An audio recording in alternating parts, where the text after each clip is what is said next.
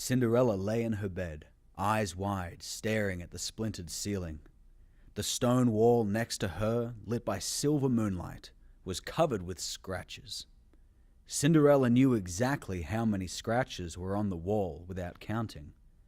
She'd made them herself, scratched a new line every night when the clock rang 12. 999 lines. She had always promised herself she would not stay long enough to see 1,000. It was 11:58, 2 minutes until the clock struck midnight. Cinderella tried to ignore the howls coming from the forest beyond the creek. Should she attempt to escape through the window, 100 terrifying feet above ground? Or should she wait for the old man and the old woman to come? They checked on her every night about this time. She could hide behind the door, shove them out the window when their backs were turned. A scratching sound, like feet on stone, from the other side of her rickety wooden door. Then a thunk. Something heavy was being dragged up the stairs. Candlelight flashed through the gap beneath the door. Voices. Thunk. "Hurry," said the old man in a deep, raspy voice. "The potty is hungry." Thunk. Cinderella crept out of bed and peeked through the keyhole. The old man drug an axe behind him. With each step up the stairs, the bloody axe head clanked on the wooden planks. "Is the girl fat enough?" said the old woman. "She'll have to do. The potty will eat us if we don't feed it soon." The old woman reached the top of the stairs, fumbling with a rusted ring of keys. Cinderella backed into the shadows. The clock chimed. The handle turned.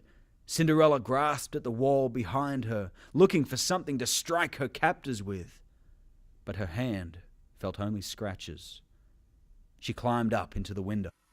The door creaked. She risked a glance down. Her stomach twisted, her hands slick with sweat, slipped, and she nearly fell backward. "She's getting away!" the old woman yelled. "Grab her quick!" cried the old man. But Cinderella was quicker. She stepped out onto a ledge and slid sideways across the face of the water. The old man crashed through the half-open window, shattering the stained glass. He leaned out, head bleeding from a fresh cut, axe in hand. Swinging, his axe flew at Cinderella's face.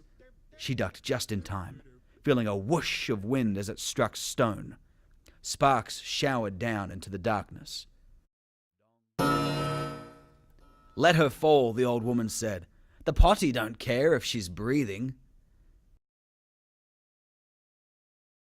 Cinderella heard the old man and the old woman clambering down the stairs. She managed to slide around to the side of the tower where she found thick ivy growing. She used the ivy to rappel down, wondering, after a few minutes, why the old man and the old woman weren't waiting for her at the base of the tower. She jumped the last few feet, landing softly in a bed of leaves. Crawling around the base of the tower, she peered through an arched, glowing window. A huge tree, with eyes and a mouth shaped like a toilet, grew through the floorboards. The potty. Sticking out of the tree's mouth were 2 pairs of legs. The old man and the old woman. Cinderella smiled. They meant to feed her to the potty, but became the meal instead. But what to do now? She couldn't stay. No, there was nothing left for her in the tower but the memory of her captors in a carnivorous toilet tree.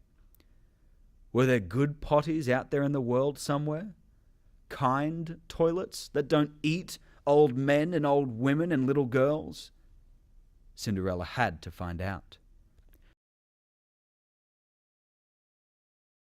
She dusted off her faded blue dress and turned toward the forest.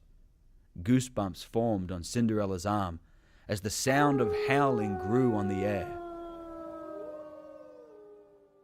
A broken sign creaking in the wind pointed down a dark, winding path. Toilet forest, 1 mile.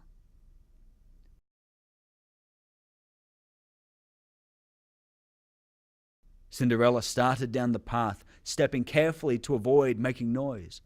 But the howling grew closer with every step. Coming to a bridge made from an overturned clawfoot tub, she glanced back at the tower, no more than a faint outline on the horizon. Breathing deep, she turned to the forest and crossed the creek, staring up at the dark toilet trees growing tall around her. Cinderella was going to the potty, and there was no going back.